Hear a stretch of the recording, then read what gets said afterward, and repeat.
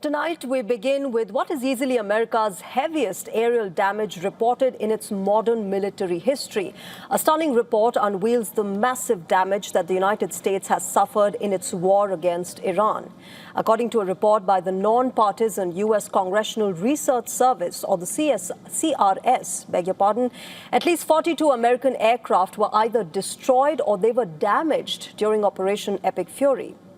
Now, these numbers are extraordinary, because they reveal not just what America suffered, but the details of the damaged aircraft paint a difficult picture for the American military. Here's what the losses include. 4 F-15E Strike Eagle fighter jets. Remember, 3 F-15Es were destroyed by friendly fire over Kuwait. This happened within the initial days of the war. The 4th F-15E was destroyed inside Iran, where both aircrew ejected separately, leading to an intense search and rescue operation as well, involving hundreds of troops and fighter jets. 1 A-10 Thunderbolt II ground attack aircraft. This was damaged during the search and rescue operation to recover a U.S. airman who was stuck in Iran. 2 MC-130J Commando II. Now, these were intentionally destroyed by American forces on the ground in Iran during a rescue operation after they were unable to depart. Next up is 1 HH-60W Jolly Green II helicopter. Sustained damage from small arms fire inside Iran.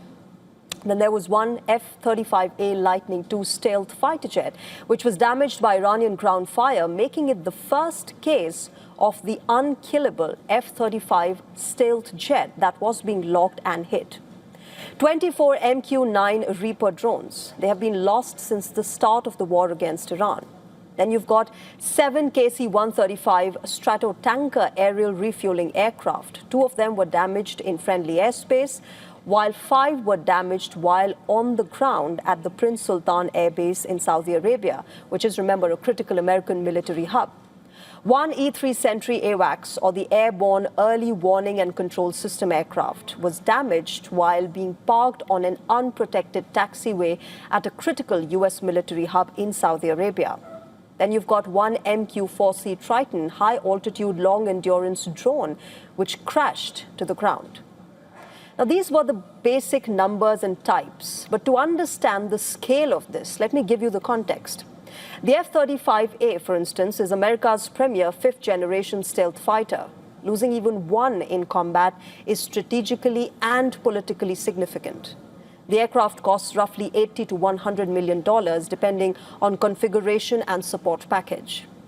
The E-3 Sentry AWACS, for instance, is another, even more critical aerial ammunition.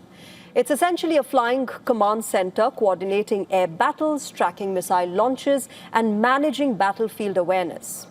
Now, these aircraft are rare and they're expensive, with replacement costs running into hundreds of millions of dollars. Then there are the drones. The report claims that the United States lost 24 MQ-9 Reaper drones. These are the workhorses of modern American surveillance and precision strike warfare. Each MQ-9 costs roughly between $16 and $30 million, depending on equipment. Now, if you combine these two, the estimated losses and repair costs reportedly push the overall financial burden of the operation close to $29 billion. And mind you, not just militarily, America has struggled through financial burden as well. On the 12th of May, remember, during a hearing of the House Appropriations Subcommittee, Acting Pentagon Comptroller Jules W. Hurst III testified that the department's cost estimate for military operations in Iran has increased to $29 billion US. But even after this, I say the point is not just how many aircraft were lost. The real question is, what does this reveal about Iran's air defense capabilities? Remember, for decades, the United States built its military doctrine around the assumption of air superiority. From Iraq in 1991 to Kosovo, Libya, Syria, and more recently Afghanistan, the U.S. Air Force has always operated with an overwhelming dominance of the skies. But this now seems to be changing. Multiple reports have suggested that Iran relied on a layered defense strategy. Mobile surface-to-air missile systems, radar networks, drone swarms, electronic warfare, and manpads or short-range shoulder-fired missiles. If you remember, on the 3rd of April, an American F-15E Strike Eagle was reportedly shot down over Iran. The crew ejected, leading to the massive search and rescue operation by American forces deep inside Iranian territory, and days and many difficulties later, the two pilots were rescued. Now, this entire incident points to something deeper. This war is exposing vulnerabilities in American logistics. There are also growing questions about transparency.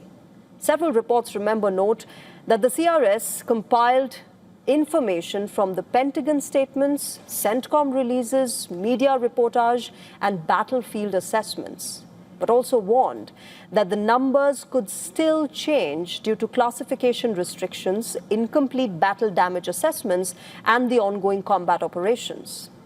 And this matters because historically, wartime casualty and equipment loss figures are often revised months or years later. Governments sometimes underreport losses during active wars, something that the Trump administration has been accused of as well. But it leads us to the big question, staring down at the United States. Did Donald Trump overestimate America's military stance in Operation Epic Fury?